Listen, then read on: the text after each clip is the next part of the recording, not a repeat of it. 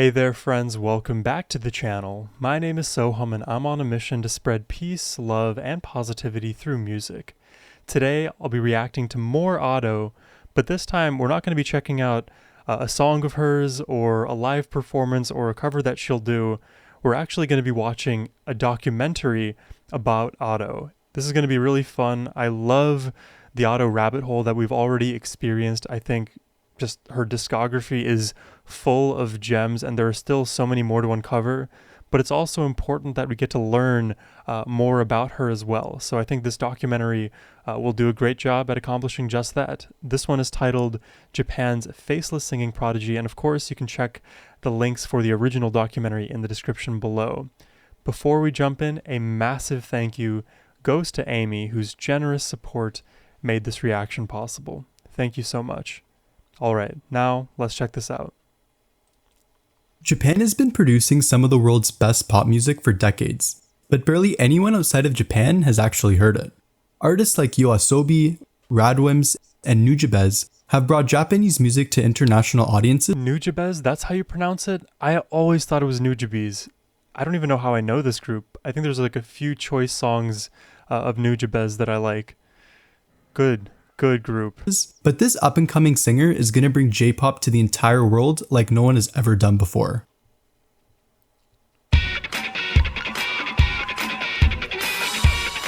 Is she J-pop? She's so versatile. I think you could say she's everything. Oh, I like this song already. I remember reacting to this.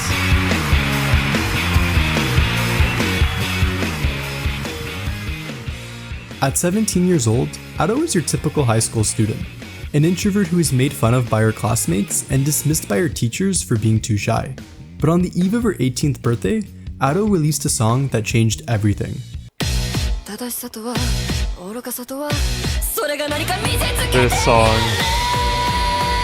Usseewa. Ado's rise to the Japanese and global charts is just as unprecedented as it is impressive. Fast forward a few years, and she's done music for some of the biggest anime series, collaborated with one of the biggest K-pop groups, and completed a world tour that was record-breaking. But how did Ado, a girl who seemed destined to become another social outcast, rise from the deepest depths of self-loathing? This is a story of how Ado and her voice conquered not only Japan, but the entire world. There's like a strange phenomenon that happens with like high school kids who are bullied and forced to just introspect. I think they kind of splinter off in many possible directions. Some of those people, they go on to like defy every expectation. Others kind of peter out and are beaten down by the bullying, by the societal pressures, by the loneliness. I'm glad that Ado's voice was able to make it through that mud. It's really tragic, the bullying that happens in schools, and I don't know, kids should be nicer to each other. How Ado and her voice conquered not only Japan, but the entire world.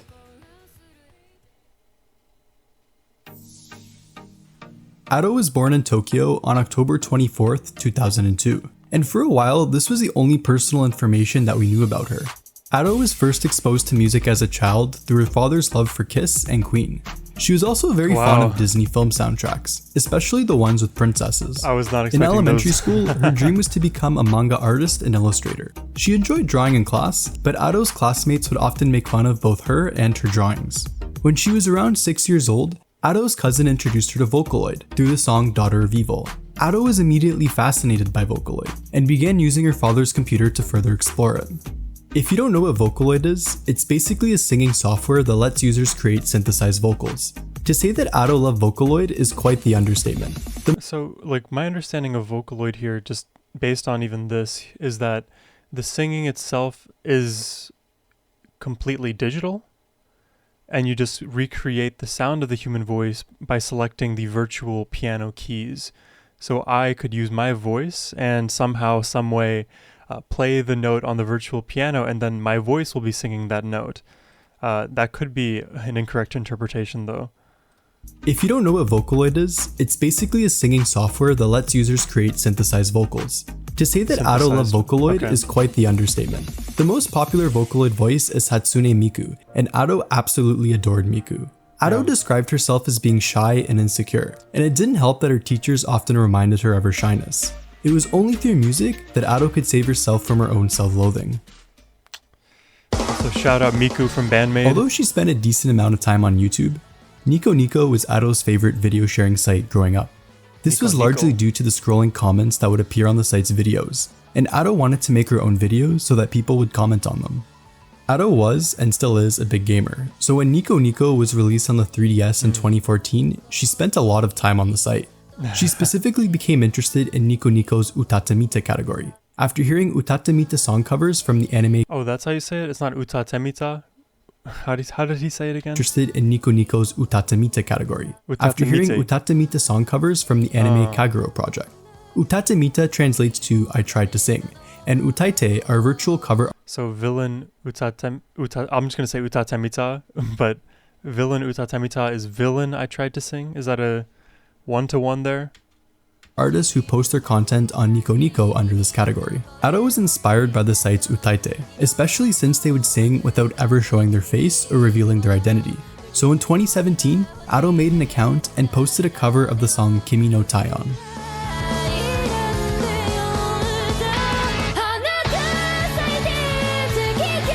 See, I had no idea all of these platforms existed. It's just not in our culture here. The name she used for that account was Ado, and she got it from studying the Kyogen play Kaki Yamabushi in elementary school. Kyogen is a form of Japanese comedy theater that shows the daily life of ordinary people in the Middle Ages. In Kyogen performances, there are two types of actors, Shite and Ado.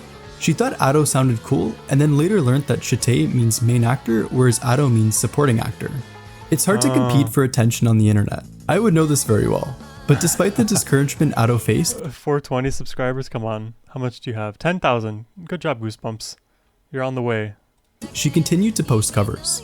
Now you may be wondering where Ado was recording her covers, as she didn't have the money or resources to go to a studio or get fancy equipment.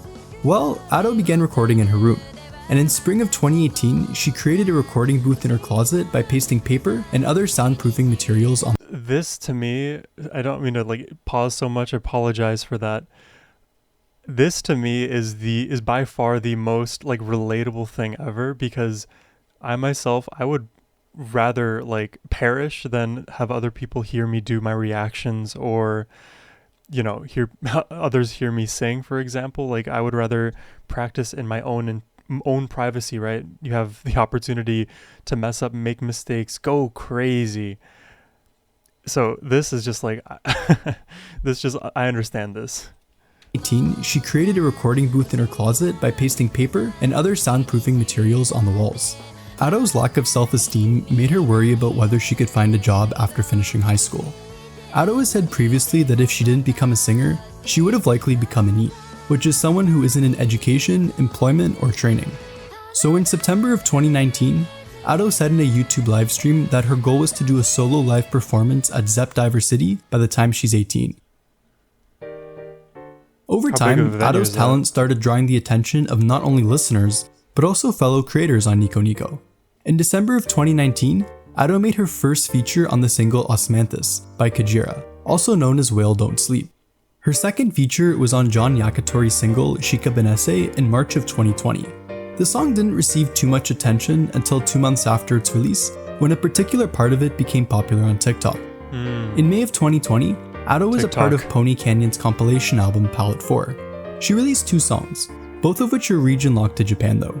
A month later, she released a cover of Bocca della Verita that amassed more views on YouTube than the original version did. Wow. By the time September came around, 2020 was already a momentous year for Ado.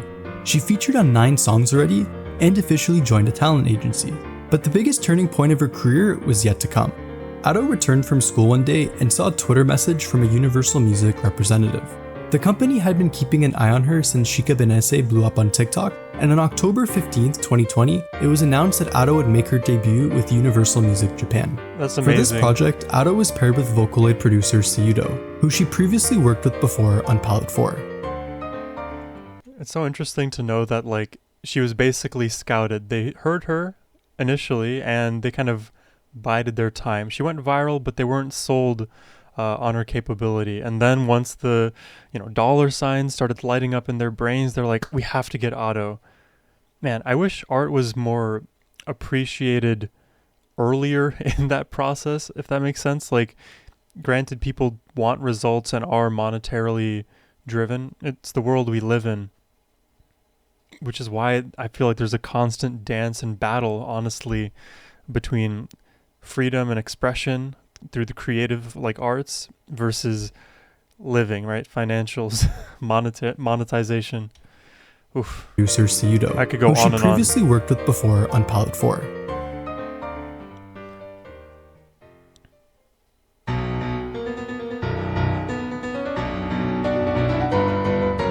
This is what, Usseewa? On the day before her 18th birthday, Ado made her major label debut with Usseewa. The song topped nearly every Japanese music chart and peaked at number 41 on Billboard's Global 200. You guys know. Seudo did a phenomenal job with the song's composition and lyrics, whereas Ado put out one of her best vocal performances to capture the song's intensity and sheer anger. Usseewa translates to shut up, and it was viewed as this youth anthem against Japanese society.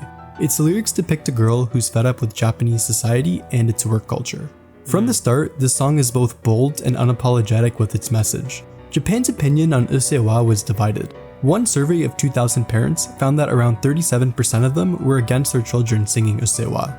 Regardless of what you make of this song, Ado was at the forefront of both its popularity and lyrical message. But Amy, she's totally cool. She lets her kids listen to this. What you make of this song, Ado was at the forefront of both its popularity and lyrical message. By mid-November, Usseewa had 5 million views on YouTube, and the number would increase to 100 million just 148 days after it was released. There's a ranking each year for the most trendy words in Japan, and Usseewa came second on the 2021 list. Before moving on, I want to mention how great Ado's music videos are. Whether you're listening to Ado for the first, 900th, or even 100,000th time, you get the best experience when you're watching her music videos. Yes. Usseewa's music video was done by Wuma, and the girl featured in it is Neima. All of the characters in Ado's music videos are usually named by their respective artists. You can even buy plushies of the characters that feature in the Ado cinematic universe. In the months following Usseewa's release, the song got a piano version and a remix. Ado also did some other features that deserve some attention. Faking of Comedy is probably my favorite song that she's done alongside John Yakitori. And then there's Loveka. This song is really distinct from every other Ado song I've heard before, and I would never guess it to be an Ado feature just based on hearing the first 30 seconds of it. Really? On Christmas Eve of 2020, Ado released her second single, and boy was it another banger. Ready Made was made alongside Vocaloid producer Suri, and its lyrics and music video features some really cool baseball imagery. A month later, Ado made her first TV appearance through a phone interview with the music station. Now, I won't be talking much about the lyrics in Ado's music, however, one song's lyrics that I have to bring up is from her third single, Gira Gira. I love this song so much.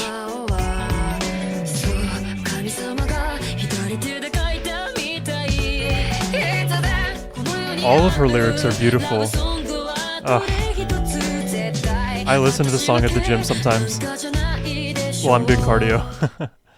40s. You know, something that I want to say is that her genesis, it feels like she had all of the right pieces in place almost immediately. You know, when you hear of like startup businesses, for example, oftentimes they like develop a minimum viable product, and you know, after several iterations, the original self looks nothing like the, you know, like the self after like 1 year, for example. The product that's being shipped is entirely different. And you could even say the same thing about music. A lot of artists you'll hear, they sound one way at the beginning, and obviously their voice and their music evolves.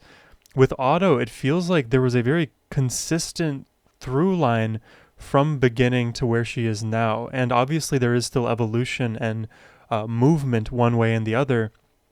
But the fact that all of these videos are so visually appealing and her music is so dynamic and her singing is just so monumental, that doesn't change. She just had the sauce right away.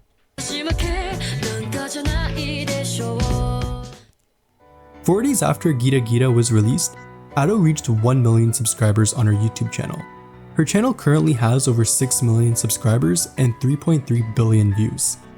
Odo was Ado's 4th single, and it's a really cool EDM track. It's the second Ado song I ever heard, and probably the first song that I'd recommend for a first-time Ado listener. With each new song release, Ado's my first listen was Crime and Punishment, which that worked well for me. Popularity was growing.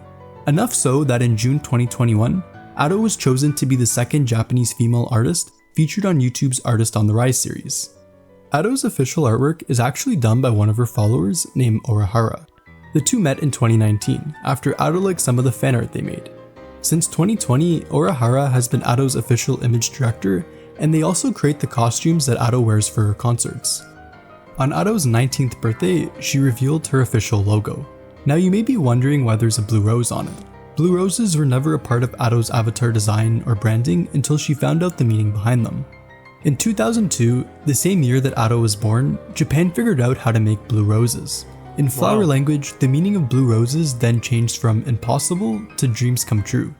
The story of blue roses becoming reality resonated with Ado, and it embodied her dream of one day singing in front of a big audience. Yeah, this is why I always see the blue hearts in my auto reactions in the comments. It's a beautiful meaning. Great video so far. Shout out to you, Amy. Always with the great recommendations. 2022 was the most significant year of Ado's career, and it started off with the release of her first album, Kyogen, in January.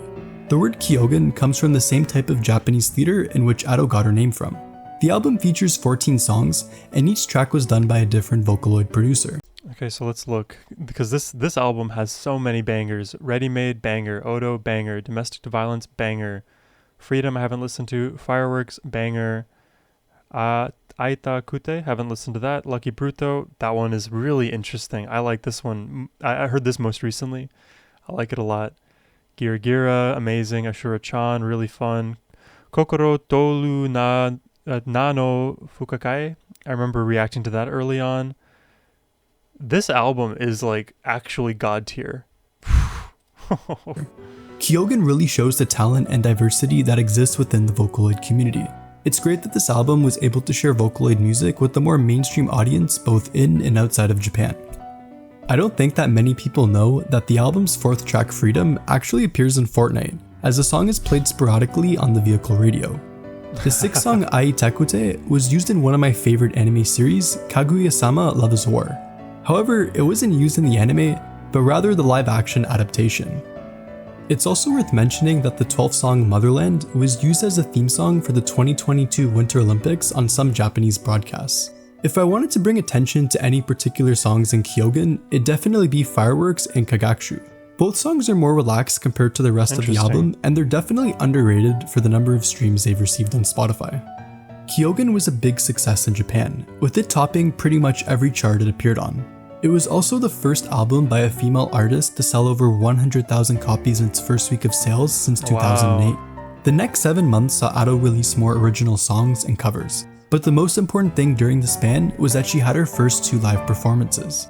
In April, Ado had her first live concert. I love the piano in the back if you're listening to it. At Zepp Diver City, the same venue she dreamed about performing back in high school.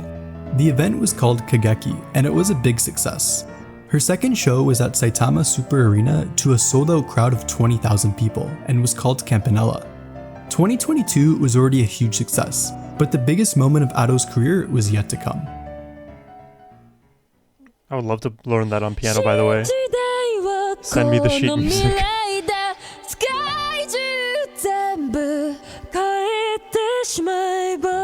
This was part of the One Piece thread, right? Oh wow. I remember. Oh, this note. Just from heaven. Every top Japanese artist seems to be making anime music nowadays, and it was just about time for Ado to be a part of this group. But Ado didn't do music for some irrelevant seasonal show. She did an entire soundtrack for what's arguably the most popular anime series. Released in August of 2022, One Piece Red is a film centered around this new character named Uta. Uta was voiced by Kaori Nazuka, and Ado was responsible for singing all of Uta's songs in the movie. Ado admitted that when she was first offered the role, she thought it was a prank. Ado did 7 songs for the movie, each of which was done with a different producer, and it really shows with how distinct each song is. Ado gave herself 3 months to complete the soundtrack. The project was a big challenge for her, and it helped her grow as both a person and a singer. I can imagine. The most impressive thing was that Ado recorded all 7 songs before she even heard Uta's voice for the film's dialogue. One Piece Red became the 6th highest grossing film of all time in Japan, and this was in large part because of its incredible soundtrack. The movie's soundtrack album Uta no Uta was just as successful as the film.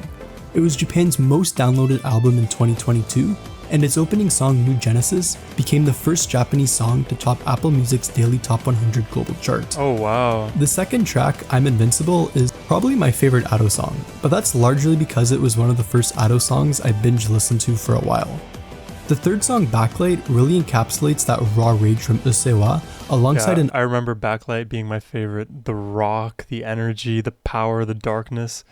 That's what I am easily persuaded by. The third song, Backlight, really encapsulates that raw rage from Usseewa alongside an awesome guitar riff from Vondi. There's even a few ballads on the album, and despite it being the first time Ado had sung in this style, they turned out amazing. The album also had a bonus cover of the One Piece song Binkesu no Sake. It didn't appear in the movie, and it definitely has a mixed reputation amongst fans. For myself, I think the song is pretty good beside the yo-ho-ho part. Uta no Uta helped Ado go from being an up-and-rising singer from Japan to one of the world's most recognizable Japanese singers. BTS is Japanese? I always thought BTS was Korean. Oh man, I'm totally wrong. Everybody else here, I'm not sure. Vondi, I know he's the guitarist there. I don't know anybody else on this list. This led to Ado signing a new record deal with Geffen Records. This deal would exist alongside her existing one, and the goal was for her to release music in the US. Soon enough, Ado would even be performing internationally. If you've made it this far in the video, you're probably wondering what exactly makes Ado this amazing singer that I've described her to be. I already know. Ado took inspiration from the likes of Shina Ringo and Yoeko Kurahashi for her own style of singing. I can't give you the explanation behind her vocal techniques, but this cat can.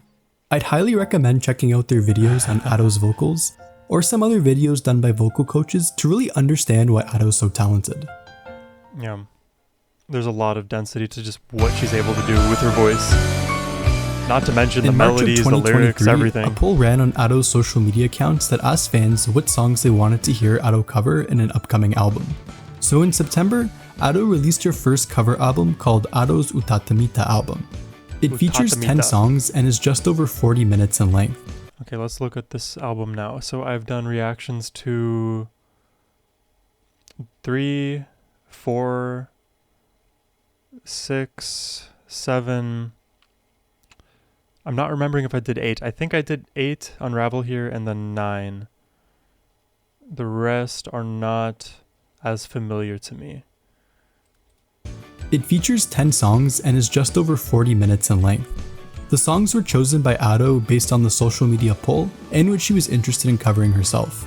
From Showa era pop to Vocaloid, the songs on this album differ greatly in both genre and emotion.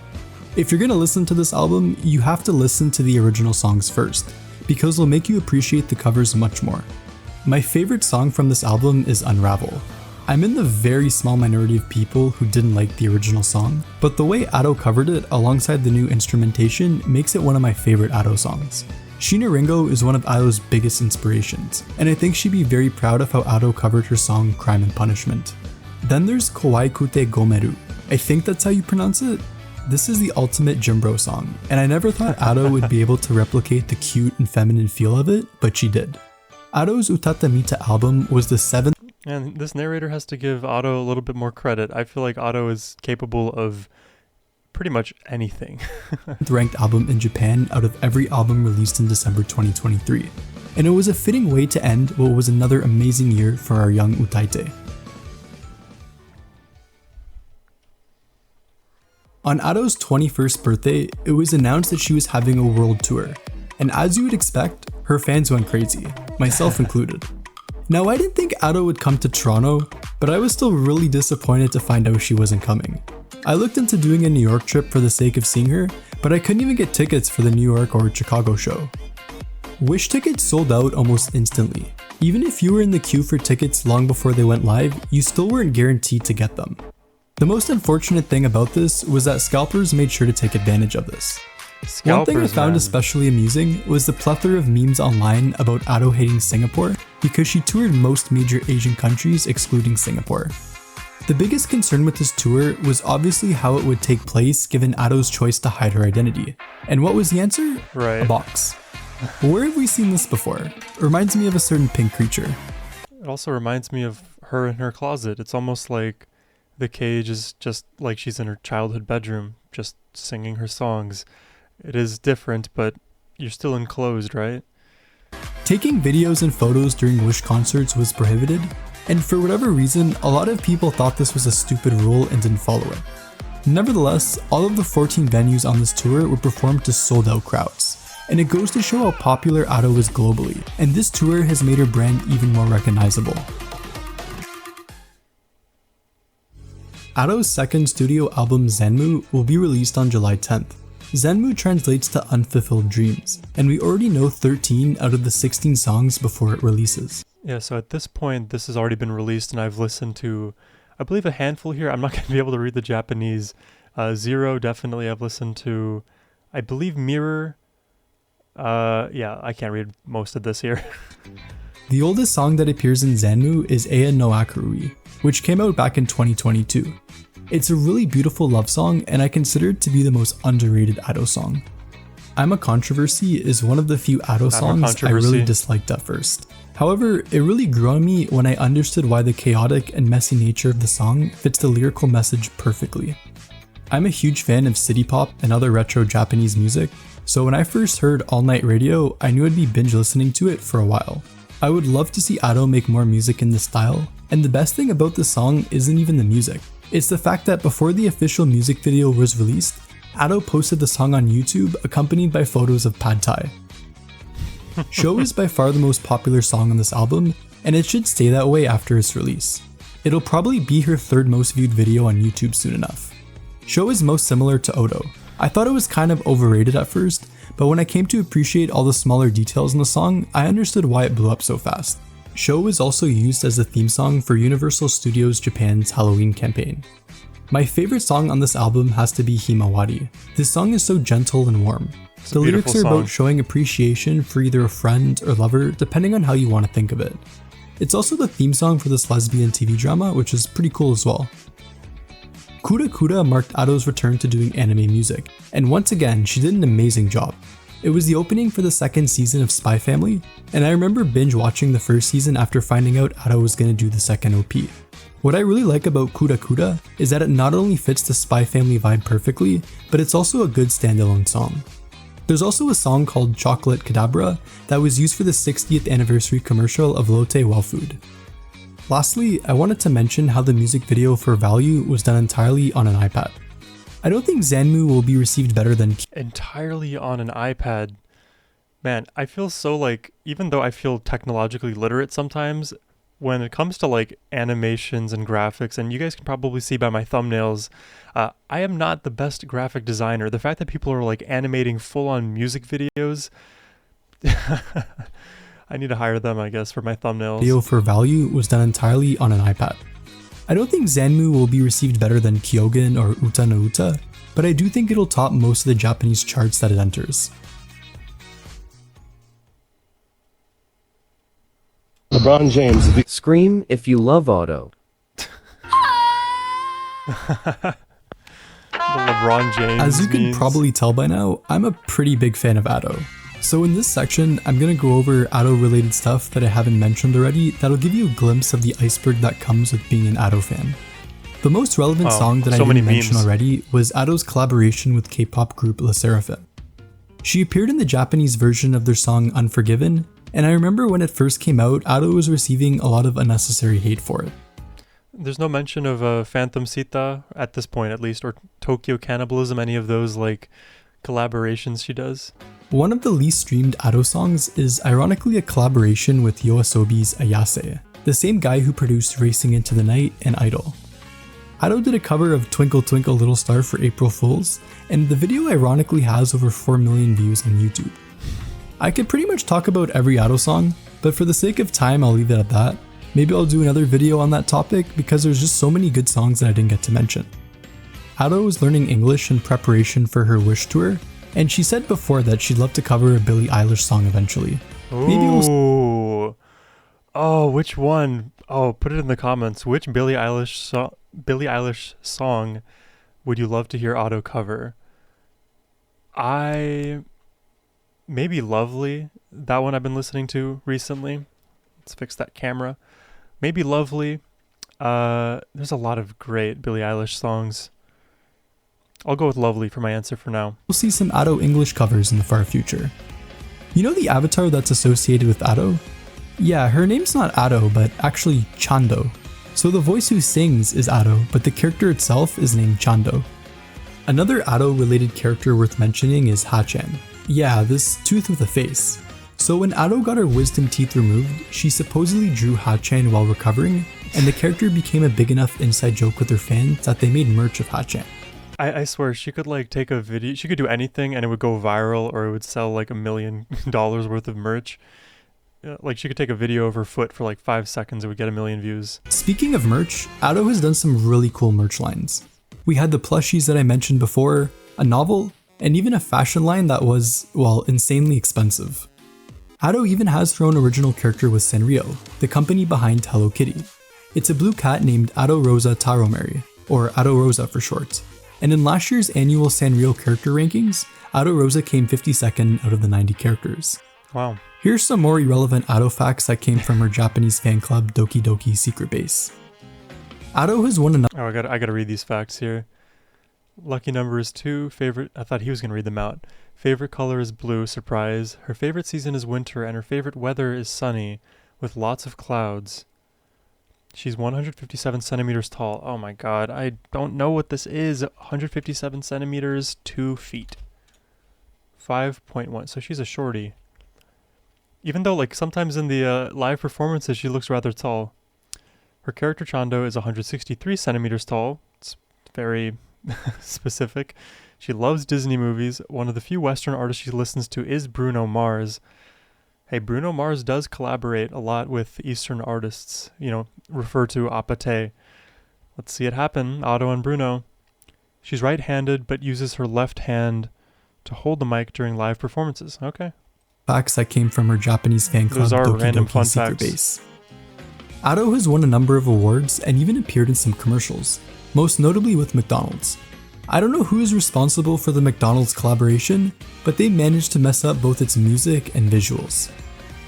Otto had her own weekly show on the radio program All Night Nippon from March 2023 to March 2024, and she's also launched her own idol group last year, but there hasn't been any updates about it since.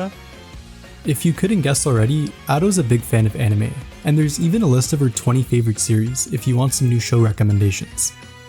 Otto apparently has a Hatsune Miku shrine in her room, and who could blame her for wanting one? She's also a big fan of the game Splatoon, and you know, I'm not big into like the cosplay world, but every so often I'll see videos of people like attending Comic-Con, and so many people dress up as Hatsune Miku. It makes sense. I get it. In her room, and who could blame her for wanting one? She's also a big fan of the game Splatoon, and has done live streams playing Minecraft and Mario Kart before. The funniest live stream she's done though is when her chat tried gaslighting her that onions fly in Australia. To end this section, I have to show the most iconic clip of Otto, and that's her reacting to her own concert performance. Just remember, there's no person in this world who hates Otto more than Otto does. Oh, here we go. Reacting to a reaction.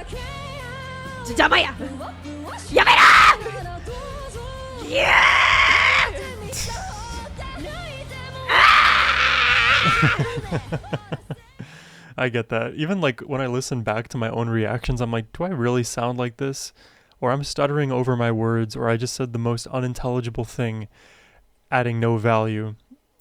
It's hard to get out of your own head sometimes. Even reflecting on the content, you're like, man, I don't like what I did here, but hey, other people seem to like it. It's a crazy world we live in.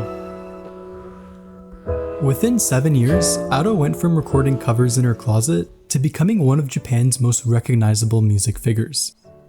Despite the lack of belief from her parents, friends, and teachers, Otto chose to keep believing in herself and pursue the one dream that gave herself purpose. It's rare to see a singer reach Otto's level of fame and still hold on to the same ideals and humbleness that they had starting out. Could we see Otto follow in the footsteps of artists like Eme, who eventually revealed their identity? I don't think so. Ado has expressed her desire to stay as an utaite for as long as she sings. In the next decade, Ado will undoubtedly be one of the biggest artists to bring J-pop to a bigger global audience, and to do that faceless is even more impressive. Yeah. So what's next for Ado? Well, Ado recently became the first solo female artist to hold not one, but 2 shows at the Japan National Stadium in April. Ado's 3 biggest dreams are to win a Grammy, perform at Coachella, and have the biggest world tour that any Japanese artist has done before. I can see Still all only those 21, happening. Ado has years of great music and performances ahead of her, and there's no doubt in my mind that thinks she won't make her dreams come true.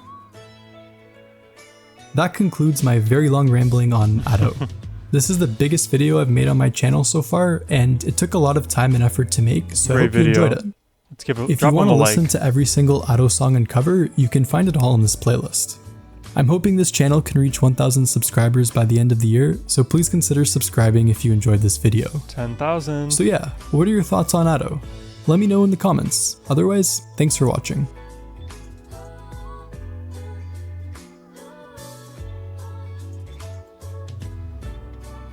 Amazing. Well, there we have it. That is the Ado documentary. Getting to learn so much about her story, her dreams, her aspirations, just learning about Ado. It's very fun for me to just deep dive into the world of an artist and then learn more about their backstory. I've done this now on my channel with several artists, and each has given me unique insights as to why they're doing what they're doing, what music itself means to them. You know, in this documentary, we didn't get as much of like the song production side, which for me is very interesting. I would love to know what her process looks like when she's by herself or collaborating with others, even like her practice. Those kind of behind the scenes, maybe technical questions I would love to ask weren't specifically answered in this documentary.